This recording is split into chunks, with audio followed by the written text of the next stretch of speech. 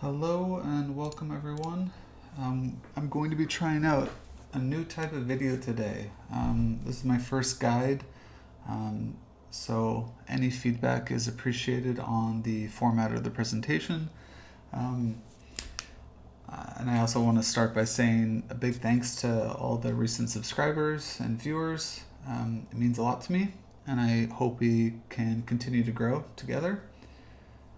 So this is going to be a guide to challenge events. I'm by no means the best best event player, but I have been able to get top 1,000, top 500, top 100 for I don't know, maybe a year now, maybe 9 months to a year. I'm making this video because I get asked pretty much every time a challenge event comes around for advice and help from various line groups and Discord groups that I'm in. And I thought it would be helpful to make one video that kind of goes over everything that I know so I don't have to repeat myself all the time. And this is more meant to be a guide for beginners that are just players that are trying to get into events and begin competing. The goal is rare top 1000, epic top 500, and legendary top 100. Those are the main brackets where if you get to that threshold, you'll get 4-star ascension items, which are the real prize. I recommend that most people start practicing on rare because the heroes are pretty easy and quick to level, and the items aren't that expensive. So you don't have to break your piggy bank to try to get into the top 1,000 rare. And it's the biggest threshold. 1,000 people make it, so it's the easiest to get into. Once you get comfortable getting top 1,000 rare, you can start working on your epic team, the epic items, and get more comfortable there. And eventually, hopefully you can make it into the legendary top 100. So a lot of this is about preparation.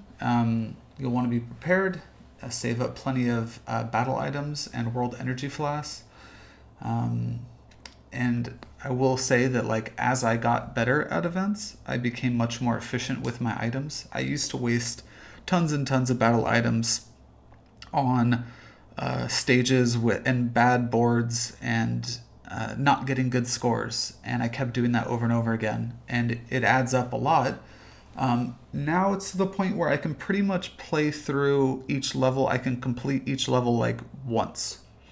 Sometimes I redo a level here or there, or if I'm trying to push really high in legendary, I'll redo a lot of the levels.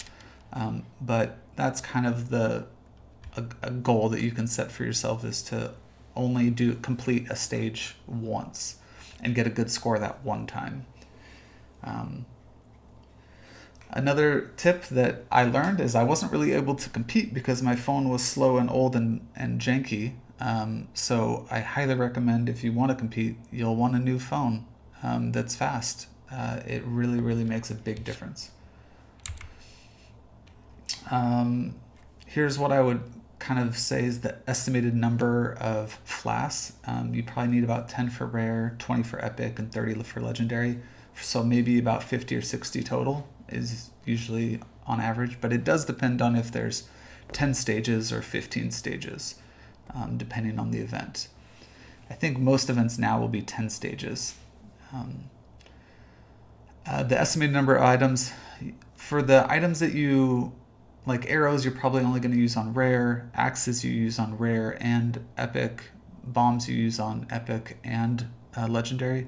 So those ones you need more when you're using them on different levels. But it's basically like the damage items and the mana items. This is where there's a lot of variations. What are the right heroes for each difficulty? Well, whatever the heroes you use, it'll be a lot easier if you emblem and limit break what you can. And when you do emblem, I recommend the full sword path for increased tile and special damage.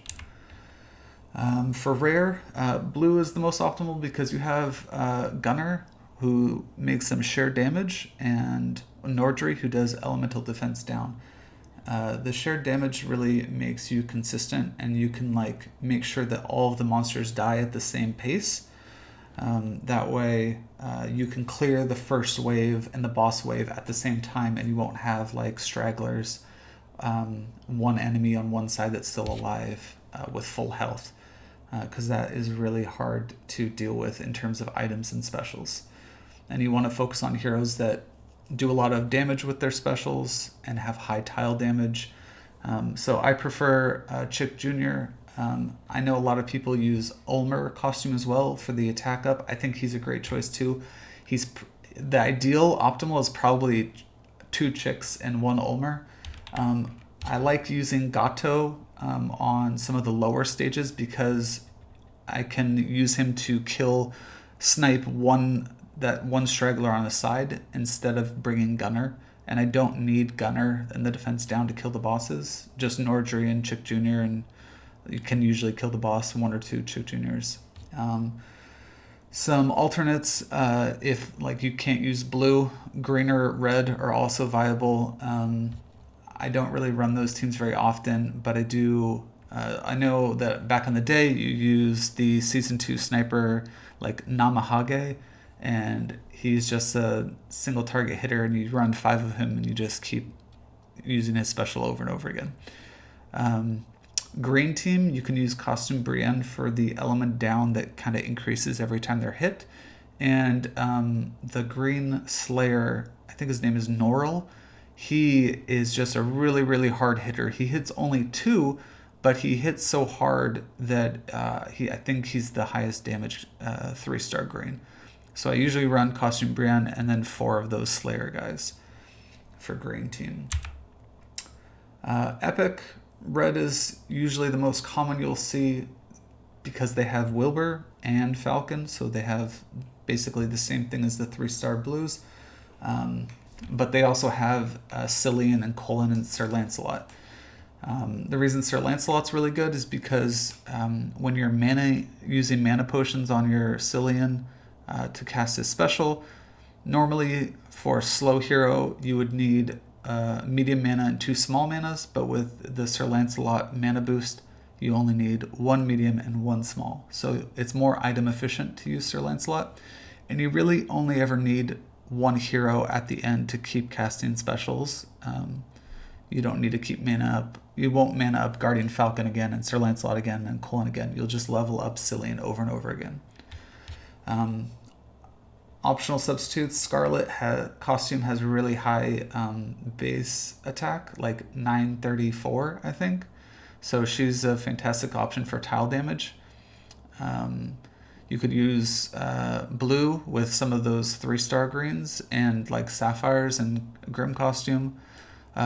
Green has Almer for elemental defense down and Marcel for defense down, and he hits really hard.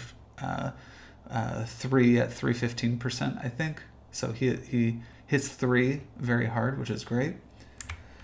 Legendary has the most variations, and I'm probably not going to get into every single one, but you can run mono of any color. I've seen all of them on the leaderboards for various stages. My preference is, for me, I'm very used to running this 4-1 team with Gazelle, Wilbur, Marjana, Sayorsi, and Kagan. And I have some videos at the end that I'll show, but you can kind of run whatever you want, and there's a lot of variations. You can use 3 stars and 4 stars here. You can, and this is where you will feel kind of limited by your roster and who you have available. So now that we've talked about the items and the heroes, what do we do with them? First, we kind of need to understand the score. The enemies defeated, that's always the same thing for a given stage. It's just kind of like, are there 2 bosses or 3 bosses? How many monsters are in the waves? And like how much HP do they have? Like how hard are they? That's it. The time bonus is like how fast you do it. The faster the better. Great. I explained the match bonus on the next slide, and the health bonus is like how much health did you have at the end? If you didn't get hit, even better. So like that's why completing the stage in only 1 move, maybe you don't get hit at all. That's great because you have the max health bonus. The match bonus is the like one that's kind of like it's not they don't describe what it exactly is or how it works, but smarter players than me have figured out that it's the average number of combos per turn. So I have a little example in the slide. One turn 10 combo is an average of 10, which is great. But if you do 2 turns and you do like a 5 combo and a 2 combo, that's only a 3.5 average, and that's not great. So a common mistake that I'll see is that people will make in their first move, they'll make a red diamond or a diamond of any color of their main color, and maybe that won't combo at all, or maybe it does. But then they get to the bosses, and then they'll pop that diamond, and that diamond will kill the bosses, and there won't be any combo on that turn. So their second turn, they'll have a 1 combo, and that'll bring down their average by basically half. So if they did a 5 combo and then a 1, that's only an average of 3. So instead of a 5, it's a 3. It's not great.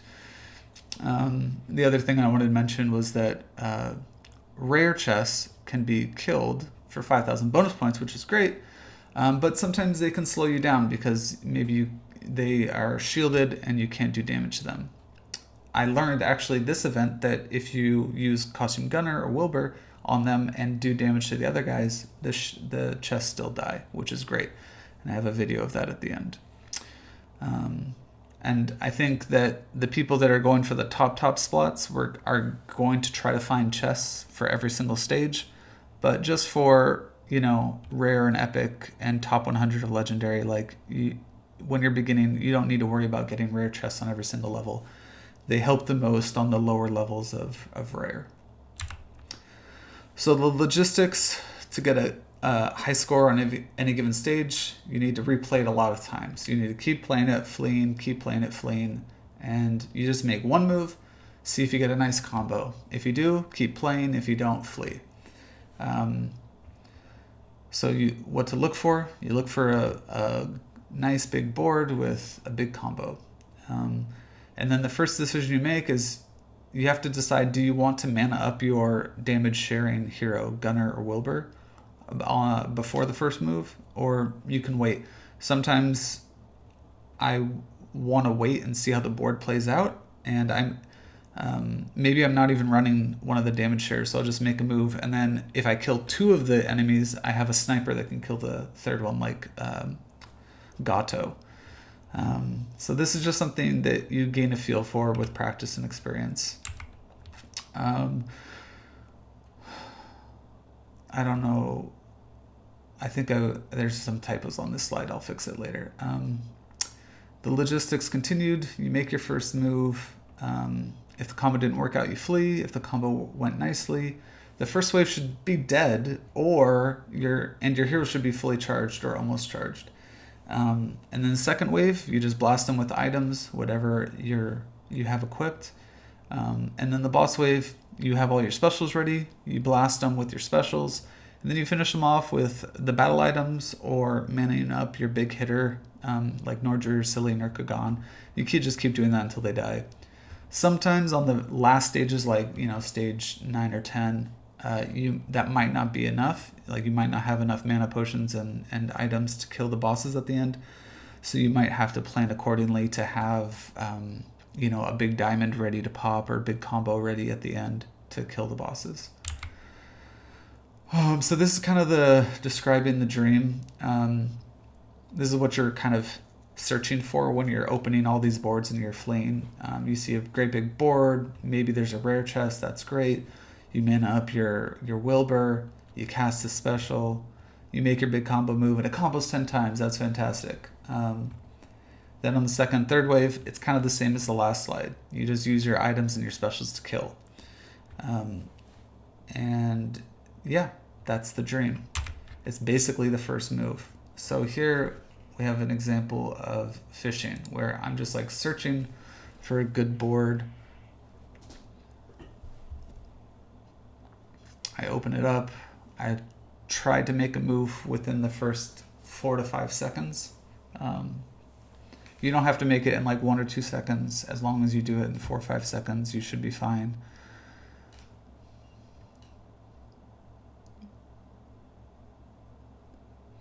So even though that's a 5 combo, I'm not getting any red tiles come through. So I want my specials charged, and I want like the enemies to be dead.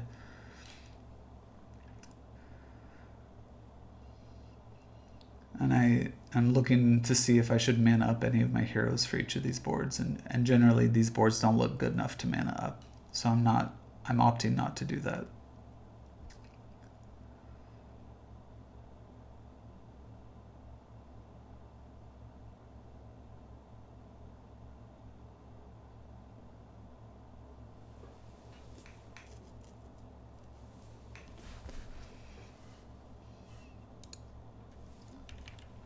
That's pretty much it. Um, so here's an example of the dream board. I was lucky enough to get this board and be recording. I didn't know how long I would have to record to find an actual board that was playable. But here's a really good example. I have a rare chest, and I see a decent amount of reds, and I see a nice 3 combo with this blue.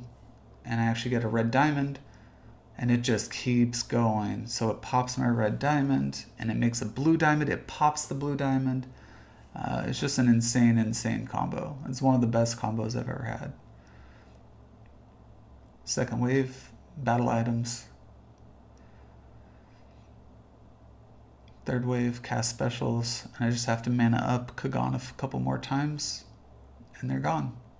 So it's about a little under 40 seconds, but the reason it's so long is because it comboed forever after the first wave was dead. And that's, I think, about it.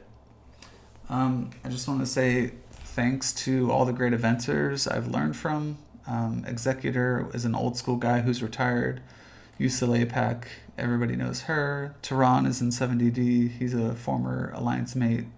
We share a lot of tips and tricks with events. And Happy Waffle, who I've recently been watching for events, he's also a great event player.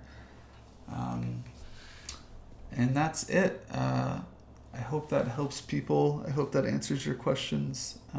Feel free to comment and correct and let me know. I'll put a link with these slides in the video, and hopefully we can get everybody better at events. Thanks for watching.